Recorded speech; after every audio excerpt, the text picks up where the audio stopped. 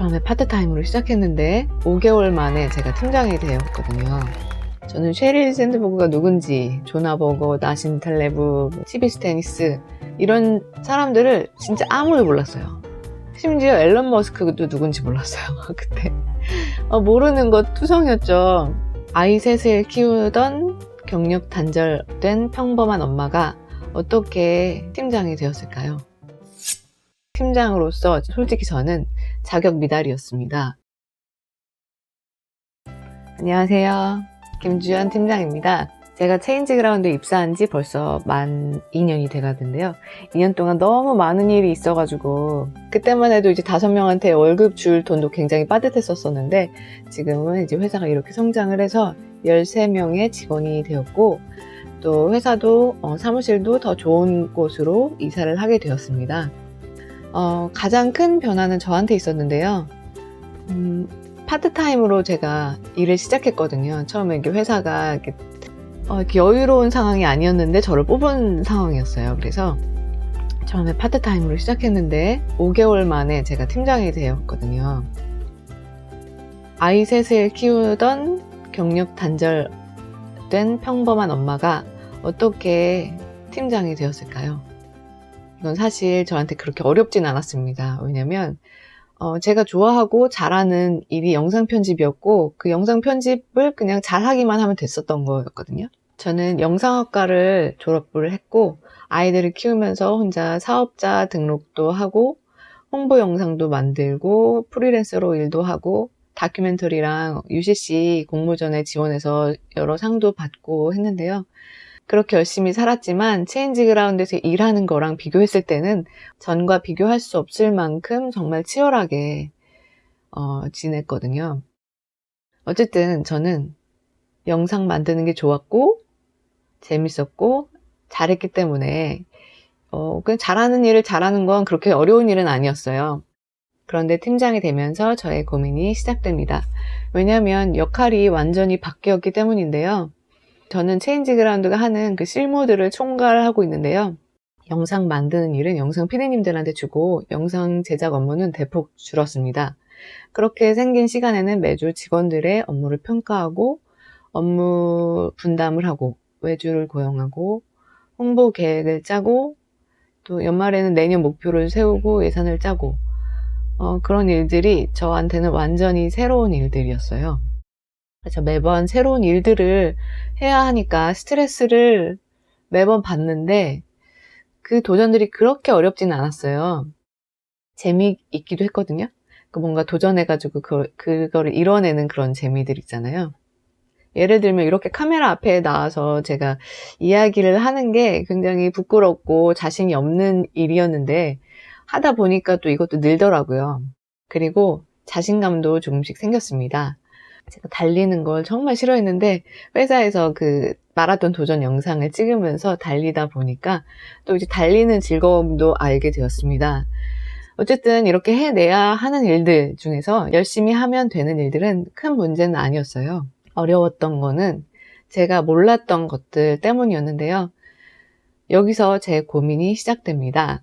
불과 2년 전에 제가 체인지그라운드 들어오기 전에 저는 아무것도 모르는 그냥 평범한 아줌마였거든요. 저는 셰릴 샌드버그가 누군지, 조나버거, 나신 탈레브, 말콤 글래드웰, 치비 스테니스 이런 사람들을 진짜 아무도 몰랐어요. 심지어 앨런 머스크도 누군지 몰랐어요. 그때 모르는 것 투성이었죠. 특히 저희는 마케팅 회사라서 마케팅을 해야 되는데 팀장으로서 솔직히 저는 자격 미달이었습니다. 이거는 리더십으로 해결될 일이 아니었죠. 그래서 제가 할 수 있는 일은 공부밖에 없었습니다. 다행히 저에게는 고 작가님이 추천해 주시는 주옥 같은 책들이 있었습니다. 바로 이런 책들인데요. 어쨌든 이 주옥 같은 책들 사이에 들어갈 책이 하나 더 생겼습니다. 바로 이 그로스 IQ라는 책인데요. 이 책을 보면서 또 제가 아직 갈 길이 너무 멀구나, 모르는 게 너무 많구나 그런 생각을 하게 되었습니다. 이 책은 성공을 위한 10가지 경로에 대한 책이에요. 그래서 기업들의 성공 사례와 실패 사례를 분석하면서 엄청난 인사이트를 얻으실 수 있는데요. 이 책에서 제가 느꼈던 부분을 체인지 그라운드의 상황과 접목해서 한번 이야기를 해보려고 해요. 이 성장 경로 10가지 중에 앞부분에 2가지만 말씀을 드리면, 첫 번째는 고객 경험이에요. 고객 경험은 충성스러운 단골 고객을 확보하라는 이야기이고요. 저는 성장 경로의 2번째, 고객층 침투에 대해서 이야기해 보려고 합니다. 여기에 맥도날드 사례가 나오는데요. 이건 한국 맥도날드 이야기가 아니고 미국 맥도날드 본사의 이야기입니다. 맥도날드가 2004년부터 성장이 굉장히 느려졌다고 해요. 그래서 다른 회사들을 처분하고 핵심 사업인 햄버거와 감자튀김에 집중하겠다는 계획을 세웠는데요. 그 뒤로 맥도날드가 보인 행보는 실제 목표와 조금 달랐습니다.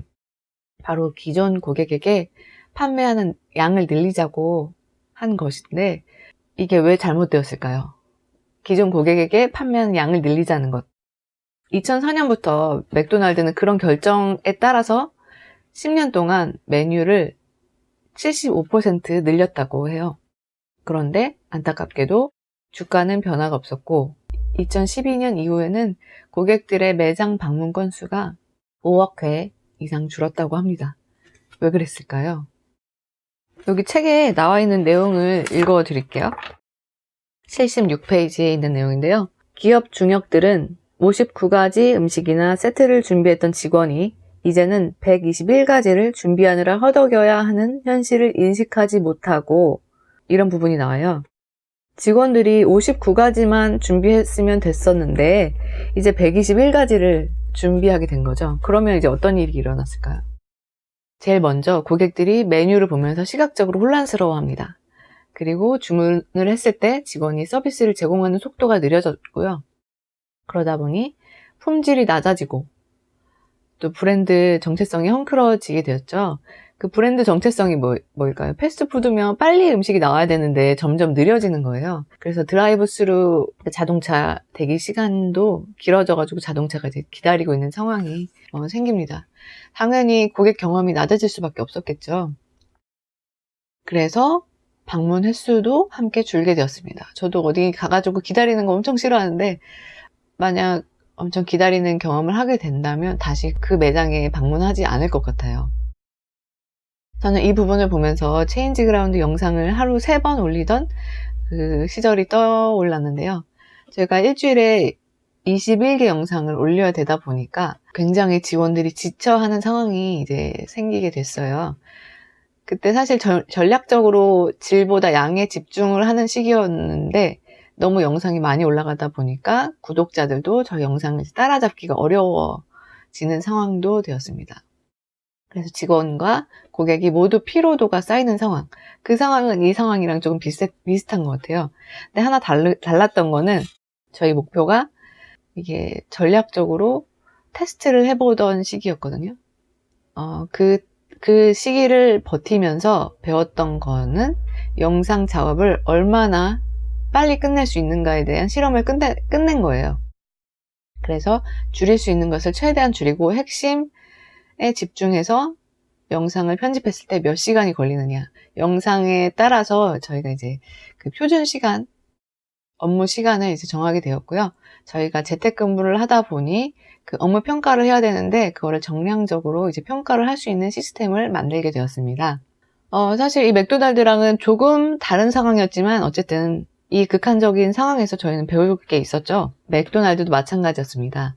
메뉴를 확장하는 시도가 오히려 성장을 저하시키고 있다는 사실을 깨닫자 메뉴 다각화에서 물러나서 핵심 사업인 햄버거와 감자튀김에 집중해야 된다. 고객이 원하는 메뉴에 집중해야 된다는 결론이 나는데요. 그래서 그 뒤에 아침 메뉴, 모닝 세트 이야기가 나와요.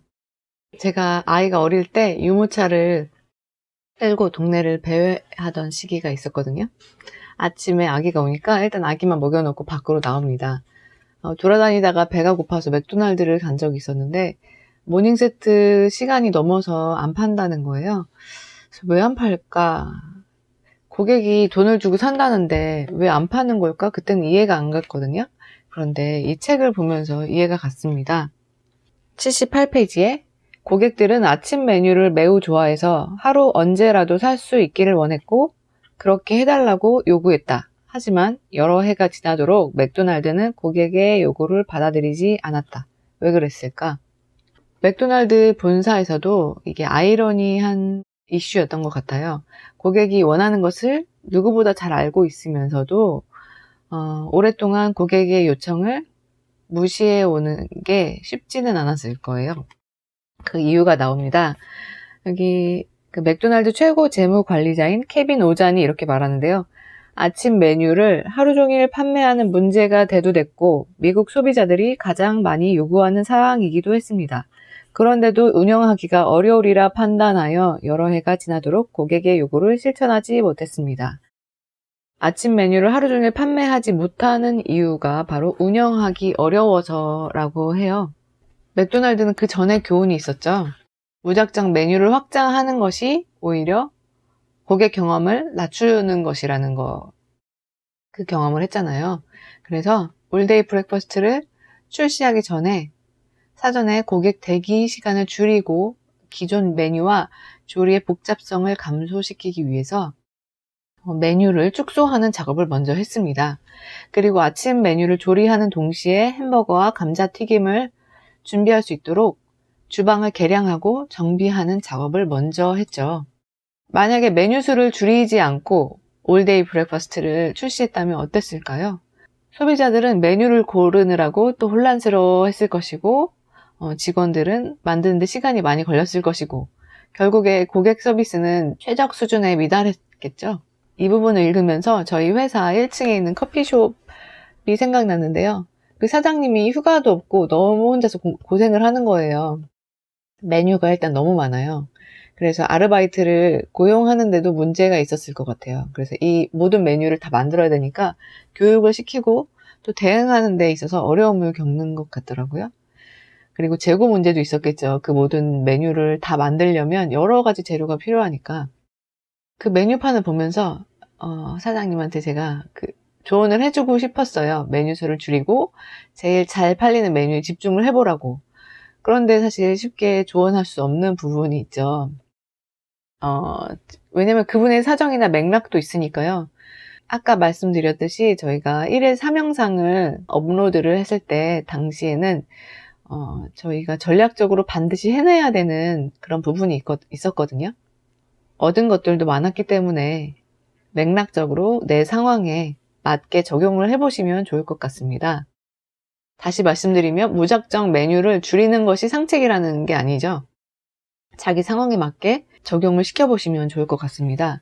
이 이야기를 저희 체인지 그라운드에 또 적용을 해보면 싱큐베이션 이야기를 해야 될 것 같은데요.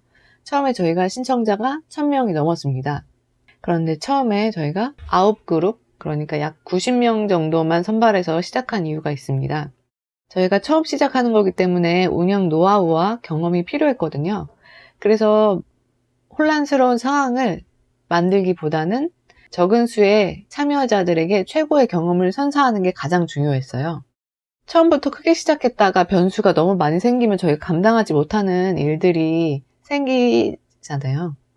그래서 이제 차츰 저희가 그룹 수를 늘려가고 있는데요. 처음에 1기의 9그룹이 이제 2기에서는 16그룹이 되었습니다. 실제로 지난 1기에서 저희가 끝나고 피드백을 받았는데요.